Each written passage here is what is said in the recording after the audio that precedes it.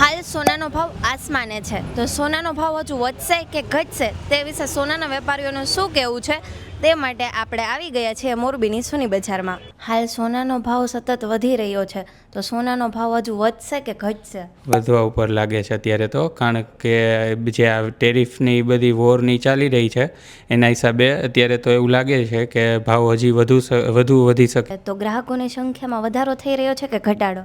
Obviously ઘટાડો થઈ રહ્યો છે, કારણ કે જે પ્રમાણે આમ જોવા જઈએ ને કે ભાવ વધારો આવી રહ્યો છે તો ગ્રાહકોને એવું થઈ રહ્યું છે કે હજી થોડો વધશે એમ. જો આમને આમ સતત સોનાનો ભાવ વધતો રહેશે તો સોનાની બજાર પર શું થશે તેની અસર? પણ આમ જોવા જઈએ તો ભાવ આટલો બધો ના વધવો જોઈએ. હાલ સોનાનો ભાવ સતત વધી રહ્યો છે, તો હજુ વધશે કે ઘટશે?